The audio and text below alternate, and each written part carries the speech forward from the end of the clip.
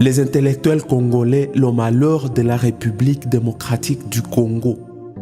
Les gens étudient pour devenir des problèmes supplémentaires à leur pays au lieu de devenir des solutions. Le plus grand inconscient du monde, le sans vision pour son pays, la personne qui a du mal à réfléchir quand son ventre est plein, qui pense que tout va bien dans son pays quand ses besoins personnels sont satisfaits, c'est l'intellectuel congolais. L'intellectuel congolais ne pense pas à la création des usines, des grandes entreprises. Il pense plutôt à créer un parti politique quand il a déjà de l'argent, pas pour créer des emplois, mais pour appauvrir davantage et diviser les pauvres citoyens. La République démocratique du Congo est devenue un pays où les projets commencent mais ne s'achèvent pas car aucun suivi. Un pays des improvisations, un pays où si tu dis la vérité aux dirigeants, ils te haïssent, mais si tu les flattes, tu deviens important à leurs yeux. Un pays utile quand il s'agit seulement de gagner de l'argent. Mon pays n'a pas de système politique de gestion. Même les frontières congolaises sont gérées de manière à énerver toute personne qui a de l'intelligence. Les institutions de l'État sont comparables aux personnes aveugles. Les aveugles savent qu'ils ont besoin d'argent, mais ne savent pas de combien ils ont besoin, ni quoi en faire. Ils peuvent en avoir suffisamment, mais doivent être sales et mal habillés sans qu'ils ne sachent, pourvu qu'ils n'aient pas faim. Croyez-moi, c'est le gardien de l'aveugle qui bénéficie des avantages de l'aveugle plus que l'aveugle lui-même. La RDC est devenue comparable à une personne débile. Une personne débile fait rire tout le monde, mais jamais son propriétaire. Dans mon pays, même les universités où l'on est censé avoir des personnalités avec tous les titres et qualités possibles sont gérées comme des buvettes.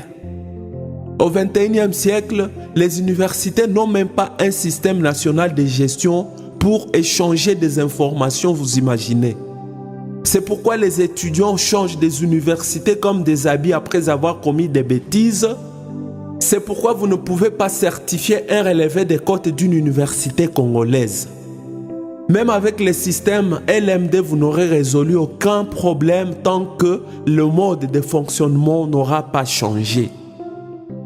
À cause des intellectuels, la République démocratique du Congo est devenue le pays qui ne vous encourage pas à étudier, mais après avoir étudié difficilement et dans des conditions inhumaines, car c'est le cas dans mon pays, on vous exige une expérience professionnelle de 10 ans ou plus avant d'occuper une fonction, sachant que vous n'en avez pas.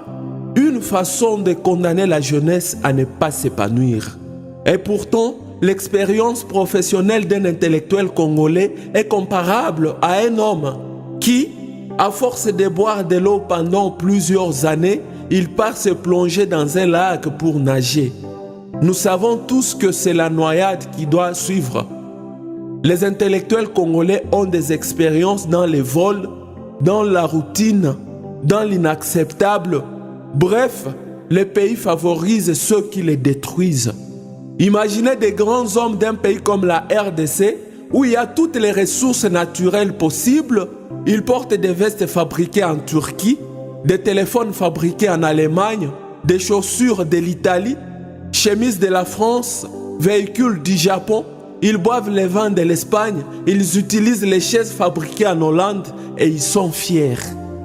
Mon pays est un champ de la veuve où les vaches des voisins, les chèvres, les moutons et même les poules mangent des arbres sans crainte. C'est dans les champs de la veuve où tous les voisins orientent leurs caniveaux. À la veuve, on ne fait que s'excuser après l'avoir provoquée, surtout quand elle a des enfants irresponsables et qui ne sont pas unis.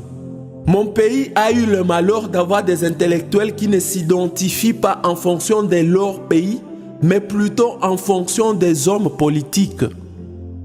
Celui qui passe son temps en train de se saouler et ne sait pas investir, c'est un professeur congolais en économie. Celui qui passe nuit dans une maison où l'électricité ne vient que 4 jours par semaine, c'est un professeur congolais en électricité. La RDC est le seul pays au monde où tu verras un entrepreneur créer une entreprise et même des emplois, mais l'État l'aide à tomber en faillite. L'intellectuel congolais n'est pas loyal. Il est comme un chien. Si tu lui donnes un os, il sacrifie celui qui l'a élevé.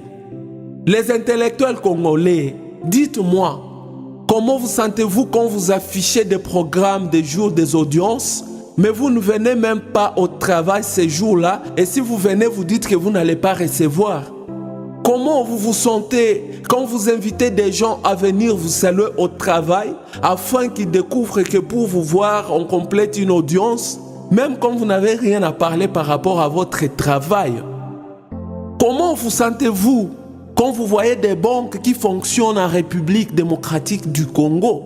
Des banques où quand vous y allez, c'est pour y passer toute votre journée. Des banques où l'on ne reçoit pas des gens en fonction de l'ordre d'arrivée, mais plutôt en fonction des connaissances, d'influence ou des dons d'argent. Les intellectuels congolais pensent que bien parler la langue française est synonyme de la compétence et suffit pour occuper un poste. Conséquence, les Congolais connaissent tout et il ne sait rien. L'intellectuel congolais est têtu, insensible, orgueilleux, sadique, problématique et incompréhensif. L'intellectuel congolais ne supporte pas qu'on joue avec sa femme ou ses filles, mais c'est lui qui s'amuse bien avec les femmes et filles d'autrui. Les écoles les plus étonnantes, les plus destructrices, se trouvent en République démocratique du Congo. Tout ça à cause de vous, les intellectuels. Le pays qui aspire au développement dans ce monde, mais ne pense pas à la construction des routes, qui est le point de départ pour tout développement, c'est mon pays. Il est pratiquement impossible de quitter chaque province et atteindre la capitale par voie routière dans mon pays qui compte 26 provinces, mais nous continuons de rêver. Toutefois, depuis des décennies, les dirigeants ne pensent pas à construire des routes, mais ils savent distribuer des véhicules aux honorables qui ont déjà tout, aux professeurs d'université, aux athlètes, dans une capitale où les embouteillages énervent déjà tout le monde. Nous sommes un pays où les enfants de la maison se font la guerre au moment où les étrangers nous prennent tout. L'intellectuel congolais, c'est la parfaite définition de la honte. J'ai dit et je suis Amani Bugondo Landry. Chers intellectuels, que ce message vous conscientise.